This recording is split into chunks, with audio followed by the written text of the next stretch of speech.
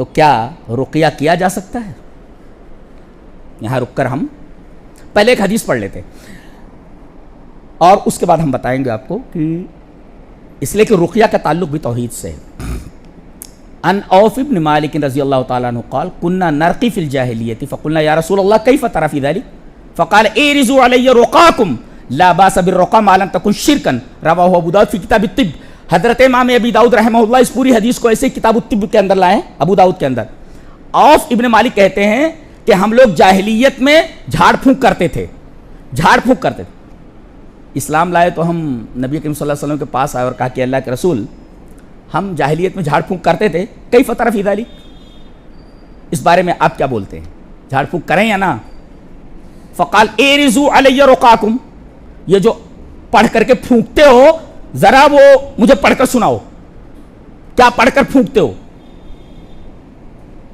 لا، پھر آپ نے ایک اصول بتایا، لا باس بالرقا ما لم تکن شرکن، چاہے وہ عربی میں ہو یا اردو میں ہو یا کسی بھی زبان میں ہو، کیسا بھی رقیہ ہو، کیسا بھی منتر ہو، اگر اس میں مخالفات شرعیہ نہ ہوں اور خاص طور سے اس حدیث میں جو بیان کیا کہ شرک نہ ہو، شرک نہ ہو، تو ایسا رقیہ کیا جا سکتا ہے، لا باس، اس کے اندر کوئی حرج نہیں۔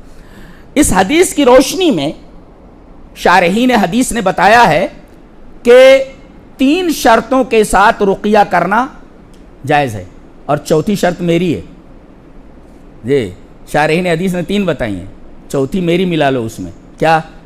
پہلی شرط یہ ہے کتاب اللہ و اسماؤہ، اللہ تبارک و تعالیٰ کی کتاب اور پھر اللہ تبارک و تعالیٰ کے اسما، یہ کہہ سکتے ہیں آپ، کلام اللہ و اسماؤہ، اللہ تبارک و تعالیٰ کے کلام اور اس کے اسما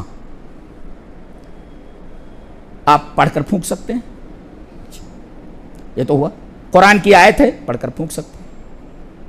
اور اسی میں لے لیجئے کلام اللہ و اسماؤہ، اللہ تبارک و تعالیٰ کا کلام اور اس کے اسما، اس کے نام، اس کے ذریعے آپ دم کر سکتے ہیں۔ اور دوسرے الادعیۃ النبویہ، نبی کریم صلی اللہ علیہ وسلم کی جو دعائیں ہیں، کتنی پیاری پیاری دعائیں ہیں، بچوں کے اوپر دم کرنے کے لیے، بیمار کے پاس جائیں آپ دعا کریں، اذهب الباس رب الناس واشف انت الشافی لا شفاء الا شفاءک، یہ تمام دعائیں سکھائی۔ تو ایک تو کلام اللہ کی کتاب سے، دوسرے اللہ کے اسما سے، اور تیسرے الادعیۃ النبویہ، نبی کریم صلی اللہ علیہ وسلم نے جو دعائیں سکھائی ہیں۔ 3 یہ ہو گیا ایک، اور دوسرے ہے اللسان المفہوم، آپ جو پڑھ رہے ہیں اس کا کوئی مطلب ہونا چاہیے، تمتما نہیں ہونا چاہیے، تمتما اور ترترا، اس کو ترترا بولتے ہیں، اس کو تمتما بولتے ہیں، جو کوئی ہے کہ تمتما اور ترترا وغیرہ نہیں ہونا چاہیے، الفاظ صاف ہونے چاہیے، مبہم نہیں ہونے چاہیے، پتہ چلنا چاہیے کہ آپ کیا بول رہے ہیں، لفظ بولیے، اس کا معنی ہونا چاہیے، اس کے بعد ہم فیصلہ کریں گے کہ یہ الفاظ بولے جا سکتے ہیں کہ نہیں۔ الفاظ صاف ہونے چاہیے، مجہول نہیں اور مبہم نہیں۔ اب اگر چاہے اردو میں ہو، انگریزی میں ہو، عربی میں ہو، اگر وہ مجہول نہیں ہے، اس کا کوئی معنی ہے، تو معنی دیکھا جائے گا، مخالفات شرعیہ ہیں، شریعت کے مخالف کوئی چیز ہے، اس میں کفر ہے یا شرک ہے تو جائز نہیں، اور اگر کفر و شرک نہیں ہے لا باس، کر سکتے ہیں آپ کسی بھی زبان میں۔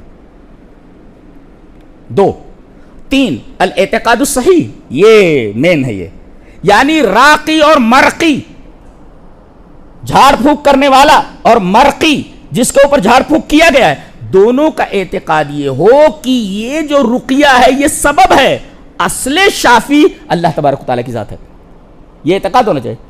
بعض لوگ جاتے ہیں نا جن کا عقیدہ خراب، ڈاکٹر صاحب ارے تم ہی ہو بس، تم ہی ہو بس، بھگوان ہو تم، یہ ہو وہ ہو، یہ ساری چیزیں۔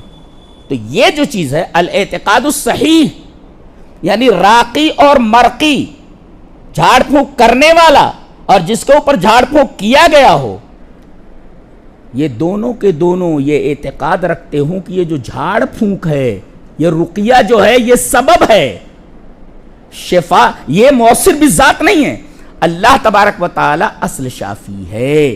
یہ 3 چیزیں ضروری ہیں، ایک تو یہ کلام اللہ و اسماؤہ والادعیۃ النبویہ، دوسرے اللسان المفہوم یعنی کلمات مفہومۃ المعنی، دو، اور تیسرے الاعتقاد الصحیح۔ یہ تین شرطیں اگر پائی جائیں تو وہ رقیہ درست ہوگا، آپ کر سکتے ہیں، ورنہ وہ صحیح نہیں۔ اور چوتھا میری طرف سے کہ آپ رقیہ کی دکان نہ کھول لیں، ہاں دکان کھول کر کے کماتے بیٹھیں، وہ بھی درست نہیں جی۔